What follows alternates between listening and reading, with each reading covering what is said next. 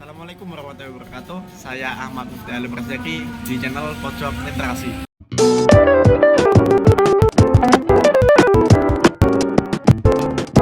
Pertemuan pertama kita akan membahas soal menyoal tentang tes deskripsi.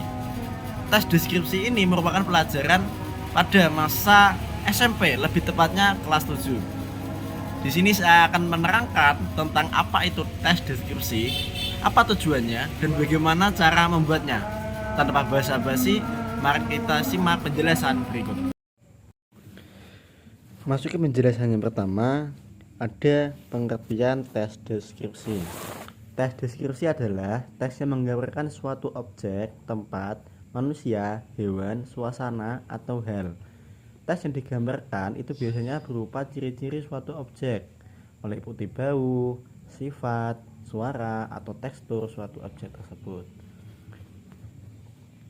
Tujuan tes deskripsi itu adalah agar pembaca seakan-akan dapat melihat, mendengar, mengalami apa yang dideskripsikan oleh penulis tanpa menghadirkan suatu objek tersebut. Struktur tes deskripsi yang pertama itu ada identifikasi. Identifikasi adalah gambaran umum dari suatu objek tersebut yang merupakan pengertian atau penjelasan dari objek tersebut. Yang kedua ada deskripsi bagian. Deskripsi bagian adalah mendeskripsikan suatu sifat, ciri-ciri, tekstur, bau, penampakan, dan lain-lain dari objek tersebut. Pada deskripsi bagian biasanya juga dilengkapi dengan simpulan dari penjelasan umum. Berikut adalah contoh dari tes deskripsi. Dengan judul Bunga Melati. Pada paragraf pertama ini merupakan bagian struktur deskripsi yang berupa identifikasi dari bunga melati tersebut, yang meliputi penjelasan umum dari bunga melati. Yang kedua ada paragraf kedua dan ketiga itu merupakan deskripsi bagian, di mana menceritakan tentang gambaran bunga melati tersebut berupa ciri-ciri, sifat, bau, dan lain-lain. Bisa difahami dan bisa disimak dari tes deskripsi berikut ini. Selanjutnya, kebahasaan dari tes deskripsi. Yang pertama itu ada kata sifat. Kata sifat adalah kata yang dipakai untuk mengungkapkan sifat seseorang, hewan, tumbuhan, atau benda. Biasanya ditandai dengan imbuhan kata sangat, paling, ter, cukup, dan agak. Contoh, satu, anak itu paling rajin di kelas.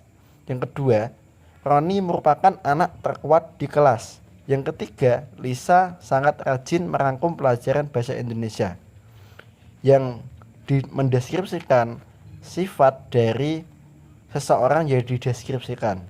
Yang kedua, ada kata benda. Kata benda adalah kata yang menunjukkan pada suatu benda yang biasanya mempunyai bentuk. Kata benda terbagi menjadi dua, yaitu kata benda dasar dan kata benda turunan.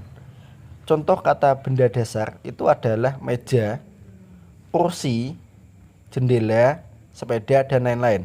Dan kata benda turunan itu seperti makanan, yang semuanya itu adalah kata kerja makan ditambahi imbuhan an menjadi kata benda makanan.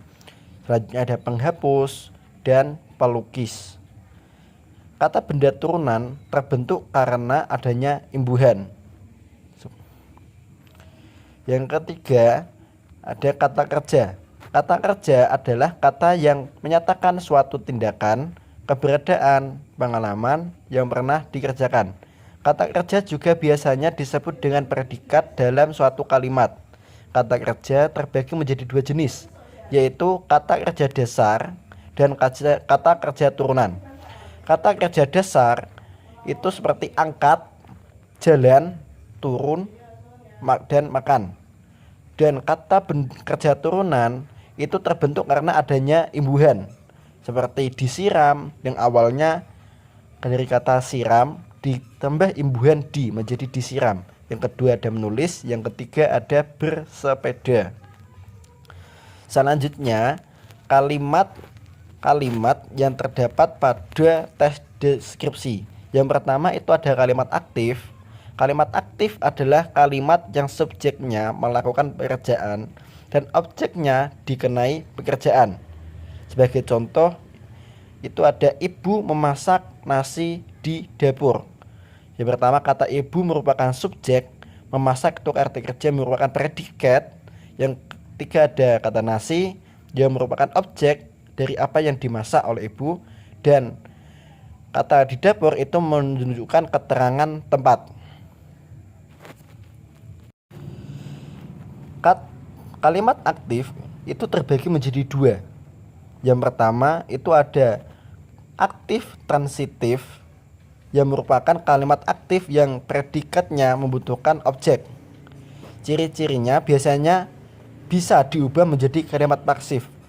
Sebagai contoh itu adalah Andi menyirami bunga di halaman, dan bisa diubah menjadi kalimat pasif seperti bunga disirami Andi di halaman.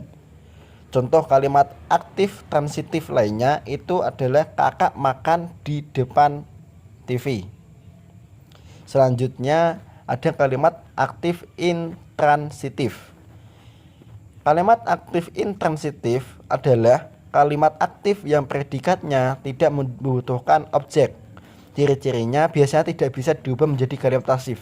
Contoh adalah adik berdiri di depan pintu. Adik sebagai subjek, berdiri itu kata kerja sebagai predikat, dan langsung diimbui keterangan waktu di depan pintu.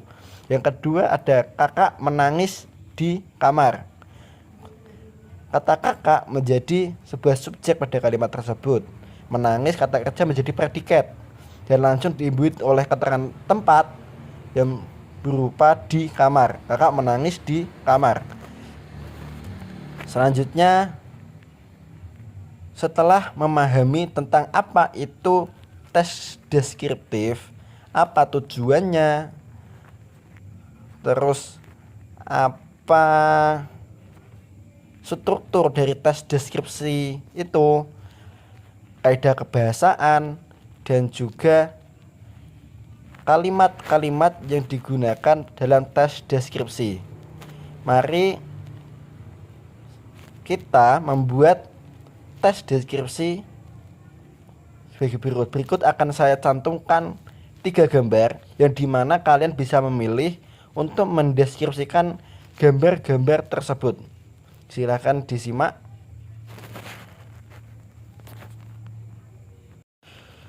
Ya, nanti untuk deskripsi dari 3 gambar ini bisa kalian deskripsikan lalu cantumkan dalam kolom komentar. Nanti akan saya